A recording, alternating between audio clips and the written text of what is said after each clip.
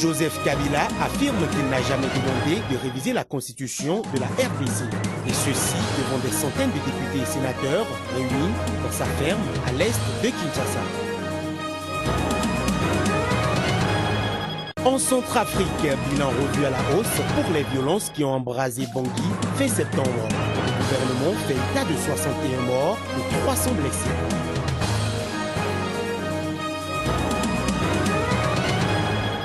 Enfin, en Guinée, où la campagne bat son plein, les violences entre partisans de candidats à la présidentielle ont fait 1 mort et 80 blessés dans le sud-est.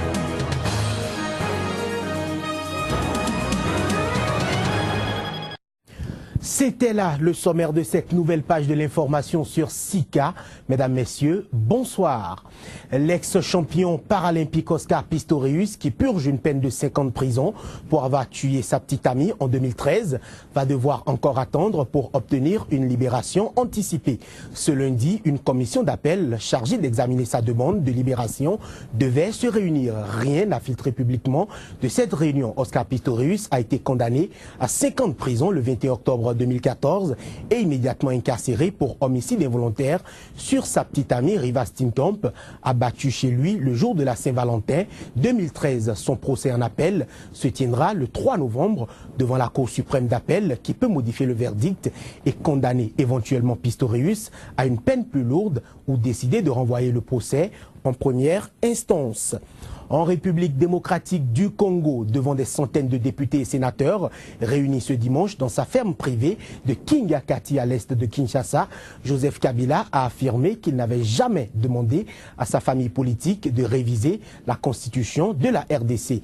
Le chef de l'État s'est dit prêt pour les élections, invitant la majorité présidentielle à préparer le dialogue politique et les échéances électorales à venir, selon un des participants à cette réunion, le ministre Lambert Mende.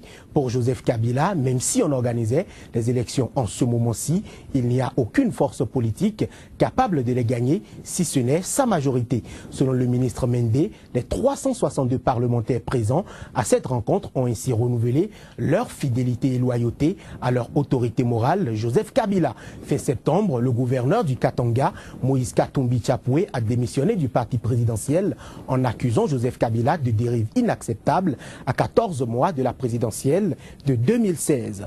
En Guinée, les violences entre partisans de candidats à la présidentielle ont fait 1 mort et 80 blessés à Nzérékoré, ville du sud-est. Pendant ce temps, l'Union des forces démocratiques de Guinée, UFDG, de Cellou Dalein Diallo, était en campagne à Foulkaria, bastion du RPG Arc-en-Ciel, parti au pouvoir. On fait le point avec Fatoumata Yari Bangoura, journaliste de Soleil FM, une radio guinéenne.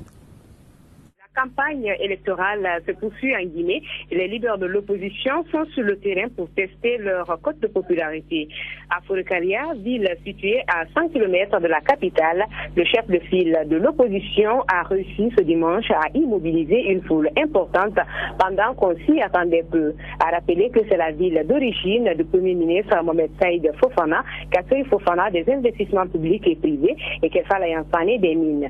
Foulkaria est de ce fait qualifié de bastion du RPG Arc-en-Ciel, mais ce dimanche 4 octobre, l'UFDG a tenté de prouver le contraire. Face donc à ce public massivement mobilisé, le président de l'Union des forces démocratiques de Guinée ne pouvait pas cacher sa joie. Il se dit agréablement surpris par l'ampleur de la mobilisation et le degré de l'engagement des populations de cette localité. Pendant ce temps, des échauffourées ont éclaté entre les militants du parti au pouvoir, le RPG Arc-en-Ciel, et le principal parti de l'opposition, l'UFDG, dans les préfectures de Mamou en Moyenne-Guinée et de Zérékoré en Guinée forestière. Suite donc aux affrontements qui ont fortement secoué la ville de Zérékoré durant toute la journée de samedi, les autorités administratives ont convoqué une réunion de crise ce dimanche 4 septembre 2015 dans la salle de conférence de la préfecture. Au cours donc de cette réunion, le préfet a insisté sur le maintien de la paix. Comment apaiser la tension qui prévaut à Zérékoré depuis samedi? C'est l'objectif de cette rencontre qui a regroupé les autorités locales, les représentants du Conseil des sages, des coordinations des différentes communautés et partis politiques, des responsables de quartier et des secrétaires généraux de jeunesse de quartier, les services de sécurité et de médias. Dans son discours, le préfet de Zérékouré, Aboubakar Mbof Kamara, a d'abord déploré les dégâts avant d'inviter les uns et les autres à s'investir dans le cadre de la promotion de la paix. Parlant donc des propositions de solutions, il a été demandé à l'unanimité à ce que les responsables de chaque communauté, des partis politiques et des leaders religieux fassent des déclarations sur les ondes des différentes radios afin d'inviter les populations au calme. En attendant donc que la situation se normalise, la patrouille se poursuivra tous les jours de 18h à 6h du matin. En République centrafricaine, la flambée de violence qui a embrasé Bangui fin septembre a fait 61 morts et 300 blessés. C'est ce qu'a annoncé ce lundi le gouvernement centrafricain, révisant à la hausse de précédents bilans faisant état d'une quarantaine de morts.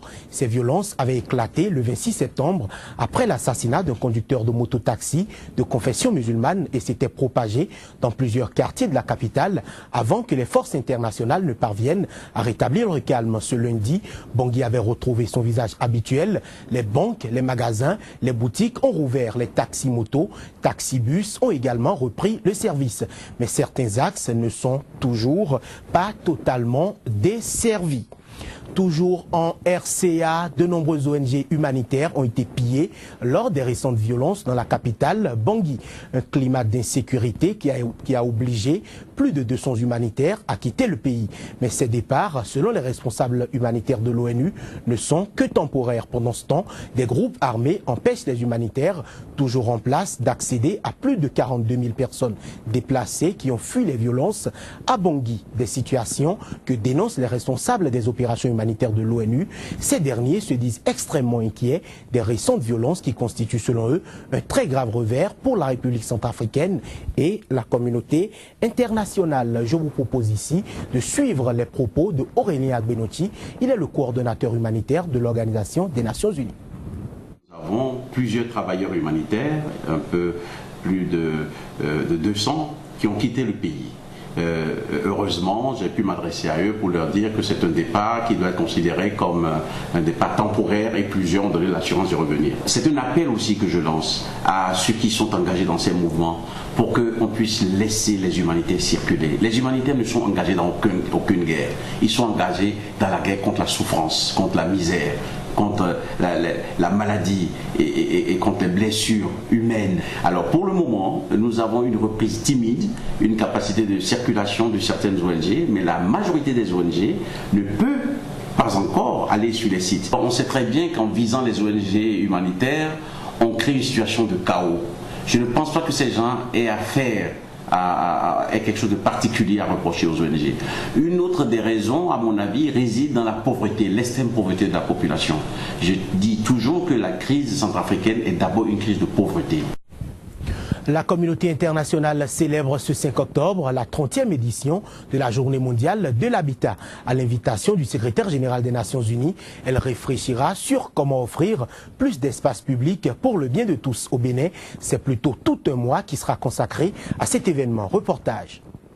Dans sa résolution 40-202 du 17 décembre 1985, l'Assemblée générale des Nations Unies a désigné le premier lundi d'octobre de chaque année comme Journée mondiale de l'habitat.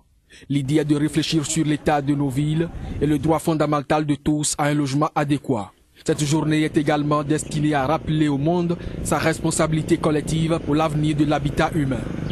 La célébration de cette 30e édition de la Journée mondiale de l'habitat débouche au Bénin sur l'organisation du mensuel national de l'habitat. Ce mensuel démarre avec des conférences débats et le lotissement à l'intention des élus communaux et municipaux, de même que tous les autres acteurs, afin que finissent dans notre pays ces problèmes de justice en matière de foncier. Des espaces publics de qualité invitent les habitants à communiquer et à collaborer, ainsi qu'à participer à la vie publique. Ces lieux peuvent également offrir des services de base, favoriser les déplacements, développer l'activité économique et accroître la valeur de l'immobilier, tout en générant des recettes pour les municipalités. Les bons espaces publics renforce la cohésion de la communauté et la santé. Il procure plus de bonheur et du bien-être à tous les citoyens. En 2011, ONU Habitat a adopté la résolution sur le développement humain durable à travers l'accès à des espaces publics urbains de qualité. Les objectifs du développement durable adoptés le 27 septembre dernier mettent en évidence l'importance des espaces publics. La cible 7 de l'objectif 11 vise d'ici à 2030 à assurer l'accès de tous, en particulier des femmes et des enfants, des personnes âgées et des personnes handicapées, à des espaces verts et des espaces publics sûrs. Les présidents français François Hollande et ghanéen John Dramani Mahama, qui ont eu un entretien lundi matin à Paris, ont appelé à des élections rapides au Burkina Faso, a annoncé la présidence française. Dans un communiqué, les deux présidents ont échangé leurs points de vue sur de nombreuses questions diplomatiques concernant l'Afrique de l'Ouest. Ils ont salué la reprise de la transition au Burkina Faso et ont appelé à des élections rapides, précise le communiqué. Le régime de transition est de nouveau en place au Burkina Faso après la mise en échec il y a de cela 2 semaines du coup d'État perpétré le 17 septembre par le général Gilbert Diendéré et l'ancienne garde prétorienne de l'ex-président Blaise Compaoré. Les prochaines élections sont censées tourner la page de la transition ouverte il y a 1 an à la suite du soulèvement populaire qui a chassé du pouvoir le président Compaoré après 27 ans à la tête du pays. Initialement prévues le 11 octobre, elles ont été repoussées à une date non fixée. Au Portugal, malgré 4 années d'austérité, le Premier ministre Pedro Passos Coelho a réussi un tour de force en remportant les élections législatives ce dimanche. Mais il a été privé d'une majorité absolue nécessaire à la stabilité gouvernementale. Les détails. En recueillant 38,6% des suffrages contre 32,4% au Parti socialiste de l'ancien maire de Lisbonne, Antonio Costa, la coalition sortante de centre-droit échappe ainsi au vote sanction. Longtemps donnée perdante, elle a inversé la tendance dans les sondages au cours des dernières semaines, mais reste loin du score de 50,4% obtenu par la droite en 2011 quand elle avait chassé du pouvoir le socialiste José Sócrates. Este resultado, que tudo indica que será confirmado na contagem dos votos. Ce résultat, qui va être confirmé par le comptage des voix, montre la réussite de notre volonté d'offrir au Portugal la garantie du chemin du rétablissement que nous avons vécu ces dernières années et par-dessus tout que nous maintiendrons une attitude de dialogue social irréprochable comme nous l'avons toujours eu au cours de notre gouvernance. Impecável diálogo social como tivemos nos últimos 4 anos de governação. Mais Pedro Passos Coelho n'a pas obtenu de mandat clair lui permettant de gouverner dans un contexte stable, car il devra désormais composer avec un parlement majoritairement à gauche, faute d'alliés potentiels à droite.